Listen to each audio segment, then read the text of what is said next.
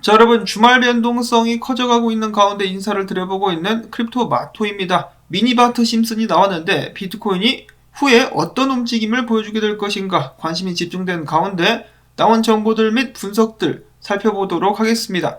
자, 첫 번째로는 얼마 전에 비트코인 컨퍼런스에서 포르투갈령 제도인 마데리아에서 비트코인을 법정화폐로 도입하게 되었다는 소식이 나왔었는데요. 알고 봤더니 뻥이야, 구라였었다라고 합니다. 이 마데리아 지방정부 시장은 나는 그런 말 한 적이 없는데 라고 이야기를 하면서 그럼에도 불구하고 비트코인 매매 관련 개인소득세는 납부할 필요가 없다라고 이야기를 했다라고 하네요. 그래서 마데리아에서 비트코인은 법정화폐가 아니다. 그냥 포르투갈 자체가 굉장히 암호화폐 친화적인 나라다라고 이야기를 한 것인데요. 그러면 컨퍼런스에 왜 참여한 거요?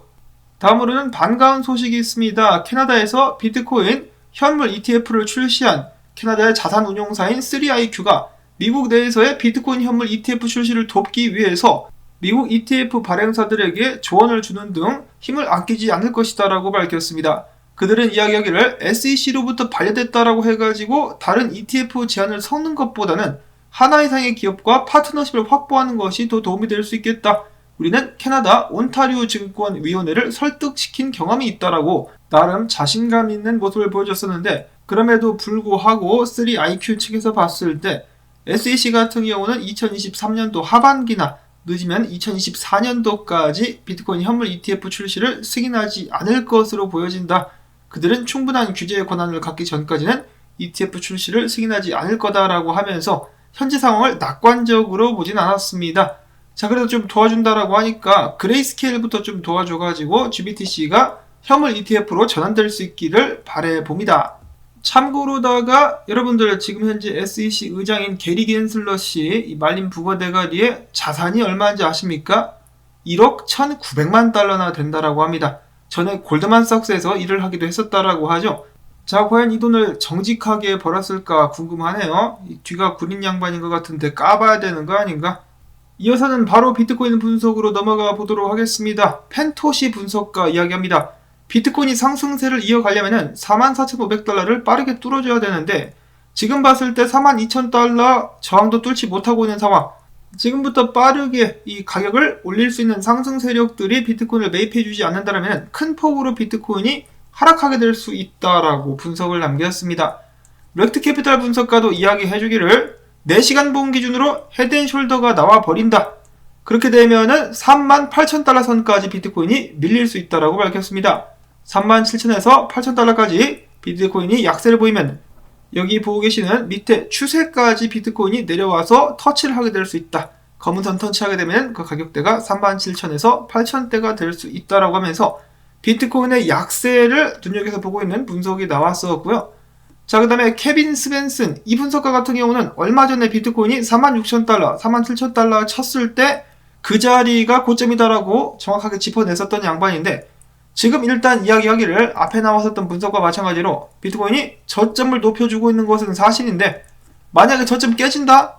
여기 있는 추세 뚫고 떨어진다? 그러면은 큰 폭으로 하락할 수 있다. 지금 상황이 지난 2018년도 때 비트코인이 6,000달러에서 어물쩡거리다가 3,000달러까지 훅 떨궜었던 그때와 좀 비슷하다라고 이야기하면서 자신은 밑에서 줄 준비를 하겠다라고 이야기를 하기도 했었습니다. 그럼에도 불구하고 장기적으로 본인은 비트코인에 대해서 굉장히 긍정적이라고 하네요. 더 떨어지게 되면은 주워 담겠다라는 이야기를 했었는데, 최근에 비트코인 조만간에 큰 움직임이 나오게 될 것이다라고 하면서 많은 사람들이 긴장하면서 시장을 지켜보고 있습니다. 위로 가게 될 것인가 아래로 가게 될 것인가, 비트코인의 대량 출금과 함께 위로 가게 될 것이다라는 분석에 힘을 받았었는데 비트코인 가격이 힘을 전혀 쓰지 못하고 있으면서 이 하락세를 보고 있는 사람들도 늘어나고 있습니다. 지금 긴가민가한 상황. 도널드 꾀꾀 오리 선생 같은 경우는 비트코인이 이런 식으로 가게 될 것이다. 27,500달러까지 떨어졌다가 와리가리를 때리지 않겠느냐라고 지속적인 하락 분석을 내놨었고요. 자, 이런 과정 속에서도 상승을 보고 있는 분석가들도 당연히 있습니다. 반반이라고 보시면 되겠습니다. 양념 반, 후라이드 반.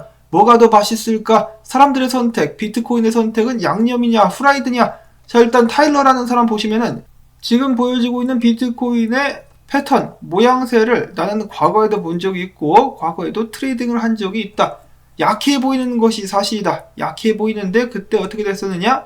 요렇게럼 올라가 버렸다라고 이야기를 하고 있는 것이죠. 그래서 이번에도 약해 보이는 게 사실이야. 약해 보이니까 안 좋은 분석 나오지만은 나는 반대로 올라가게 될 수 있지 않을까라고 예측을 하고 있었다라고 하고, 그 다음에 우리 뽕쟁이 분석가 2명 있죠. 최근에 비트코인 지속적인 상승 분석을 계속해서 내놓으면서 수많은 팔로워들을 이번에 얻었다라고 하는데요.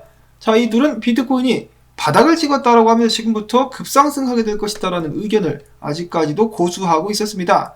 자, 바닥 체크를 해봤더니 이번에도 바닥이 맞더라. 그래서 이런 식으로다가 슈퍼 떡상을 비트코인이 이어가게 될 것이다. 준비해라 라고 이야기를 하고 있고요. 그 다음에 이 분석가 같은 경우는 나 역시 이번에 새로운 바닥을 집어내는 지표를 찾아냈다. 그게 무엇이냐? 바로 S&P 500 지표 중에 하나인데 S&P 500 PPO 3일봉 차트다. 보면은 이런 식으로다가 아래로 떨어졌다가 터치하면서 위로 솟았을 때마다 그 자리가 바닥이 된 적이 있었다. 그 후로 비트코인이 급상승을 했었기 때문에 이번에도 아래로 갔다가 올라오면서 터치를 했다. 이것을 근거로 봤을 때 바닥을 그동안에 정확하게 짚어냈다는 것을 알 수가 있었고, 최근에 바닥을 찍었기 때문에 다시 한번 비트코인이 크게 상승할 수 있을 것이다 라는 나름 논리적인 지표를 가지고 와가지고 들이대고 있었습니다. 많은 분석가들과 시장 거래자들을 헷갈리게 만들고 있는 비트코인. 자, 과연 어디로 가게 될까요? 제가 예측을 또 이제 좀 부끄럽지만 한번 해보자면은 비트코인이 한번 떨구면서 사람들을 포기시킨 후에 급상승하게 되지 않을까. 작년에도 똑같은 패턴이 나왔었던 적이 있기 때문에 반복이 되지 않을까 싶어요. 떨어지면서 이제 4만 달러 무너지면서 4만 9천 달러, 7천 달러까지 무너졌다가 나가리다라고 했을 때 갑자기 급상승, 급반등하게 되는 그런 시나리오가 나오게 되지 않을까라고 조심스럽게 한번 기대 및 예측을 해봅니다.